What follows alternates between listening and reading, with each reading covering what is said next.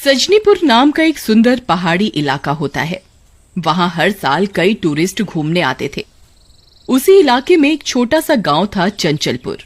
एक बार चंचलपुर में शहर से 3 टूरिस्ट घूमने आते हैं, सुनील, रवि और हीरा। वे पूरे गांव में घूमकर प्रकृति का आनंद लेते, पेड़ों से तोड़कर फल खाते और फोटो खींचते। एक रोज वो ऐसे ही घूम रहे थे, तभी उनके पास एक पागल बुढ़िया आ जाती है।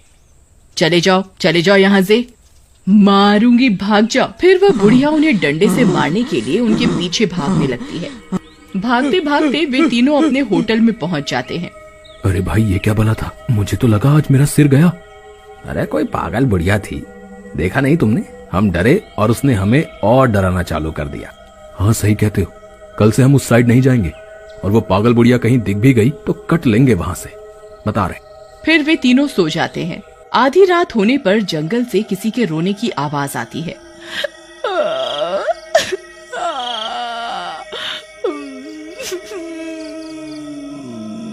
भाई सुनील, भाई हीरा, उठो, देखो लगता है कोई रो रहा है।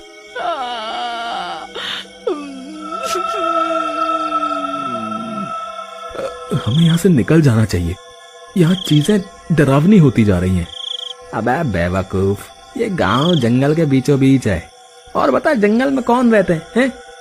जंगली जानवर। हाँ डरपोक रवि जी, इस जंगल में जंगली जानवर हैं, वही रो रहे हैं। वे तीनों फिर से सो जाते हैं। अगली सुबह वे फिर से गांव घूमने निकल जाते हैं। उन्हें वो पागल बुढ़िया फिर से मिल जाती है। चले जाओ, और वह डंडा लेकर उनके पीछे पड़ जाती है। थोड़ी देर में वे तीनों फिर से होटल पर पहुंच जाते हैं। यार तुम दोनों पागल हो, एक कमजोर सी पागल बुढ़िया को देखकर भागने लगते हो हैं? तुम्हारे साथ फिर मुझे भी भागना पड़ता है। बताओ, हमें उस बुढ़िया को सबक सिखाना होगा, नहीं तो वो हमारी ट्रिप की ऐसी तैसी कर देगी, बता रहे। भाई हीरा, मैं कहाँ भागता हूँ? सबसे पहले तो इस रवि की हवा निकल जाती है, इसकी वजह से मुझे भागना पड़ता है। भाइयों, ये गाँव बहुत अजीब है, हमें यहाँ से चलना चाहिए। तुझे जाना है तो तू जा, हम तो यही एंजॉय करेंगे। गांव में लड़कियां देखिए कितनी सुंदर है। मैं तो यहाँ तुम्हारी भाभी ढूंढ कर ही जाऊंगा, बता रहा हूँ। ठीक है, मैं जाता हूँ। फिर रवि अपना सामान उठाकर वहाँ से निकल जाता है। फिर थोड़ी देर चलने के बाद, हे ईश्वर, मैं आ तो गया बाहर, लेकिन शहर जाऊंगा कैसे? भाग यहाँ से, चला जा यहाँ से, चला जा। वह डंडा लेकर उसके पीछे पड़ जाती है। आई मम्मी, बचा लो, अरे मर गया रे, भागो रे। बुढ़िया से बचने के लिए वह जंगल में घुस जाता है। थोड़ी देर में उसे एक बस स्टैंड दिखता है। अरे वाह, बस स्टैंड, बस अब कोई सवारी आ जाए और इस मुसीबत से मेरी जान बचे। थोड़ी देर में वहाँ एक टैक्सी आती है।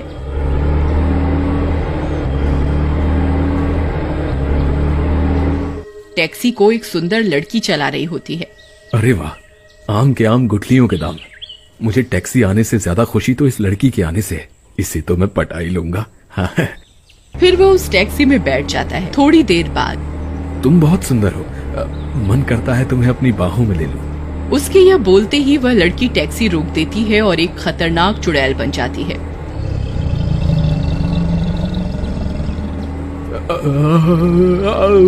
ले बाहों में राजा, आजा, जल्दी आजा। कौन हो तुम? मुझसे क्या चाहती हो? मुझे माफ कर दो। ऐसे कैसे माफ कर दूं छिछोरे? तुम शहर के छिछोरे आकर गांव की भोली भाली लड़कियों को तंग करते हो, इसकी सजा तुम्हें जरूर मिलेगी। फिर वह चुड़ैल रवि को मार देती है और उसकी लाश जंगली जानवरों को खिला देती है। वहीं दूसरी ओर हीरा और सुनील अपने कमरे में सो रहे होते हैं। थोड़ी देर बाद जंगल से किसी के हंसने की आवाज आती है। भाई हीरा, आज तो जंगल से किसी के हंसने की आवाज आ रही है यार। जानवर हंसते तो नहीं है भाई? जरूर यहाँ कुछ गड़बड़ है, हमें भी सुबह होते ही यहाँ से निकल जाना चाहिए। हाँ ठीक है, सही कहते हो, बस दुख एक बात का है, तुम्हारे लिए कोई भाभी नहीं मिली। फिर सुबह होने पर वे दोनों भी शहर के लिए निकल जाते हैं। थोड़ी देर में उन्हें वही पागल बुढ़िया मिल जाती है।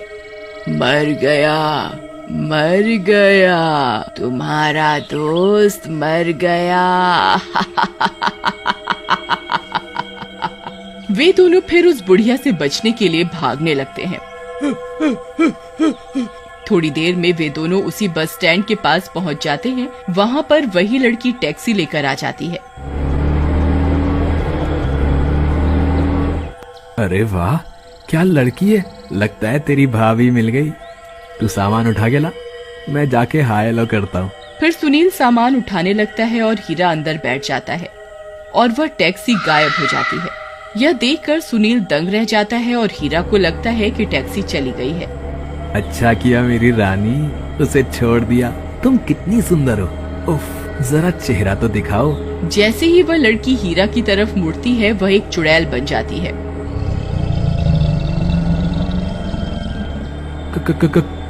कौन हो तुम? मुझे जाने दो।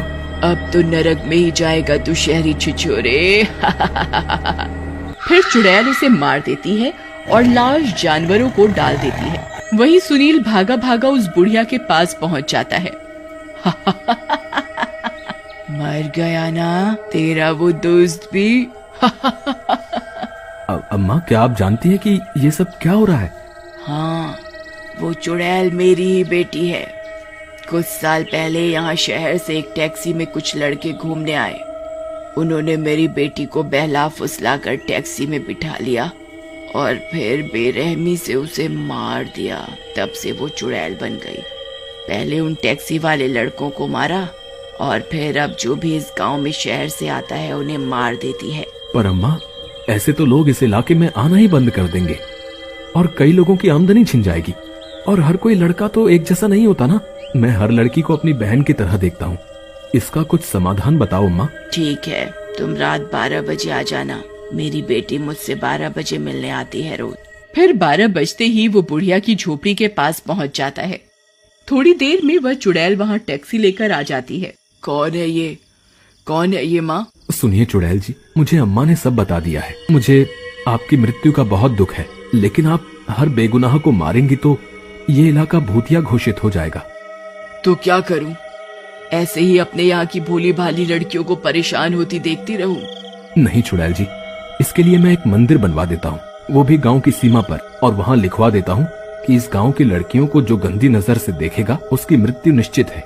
इस तरह गांव की लड़कियाँ हंसी खुशी रह पाएंगी। ठीक है, पर किसी ने भी अगर गांव की लड़कियों को तंग किया तो मैं उसे नहीं छोड़ूंगी। ठीक है चुड़ैल जी, ठीक है चुड़ैल जी। गुनहगार को सजा मिलनी ही चाहिए। कम से कम बेगुनाह लोगों की जान तो बचेगी। मैं कल से ही मंदिर बनवाने का काम शुरू करता हूँ चुड़ैल जी। फिर सुनील गांव की सीमा पर एक मंदिर बनवा देता है। साथ ही लिखवा देता है, गांव की लड़कियों को गंदी नजर से न देखें, नहीं तो मृत्यु निश्चित है और सभी टूरिस्ट का दर्शन करना अनिवार्य है। ये बात हर जगह फैला देता है।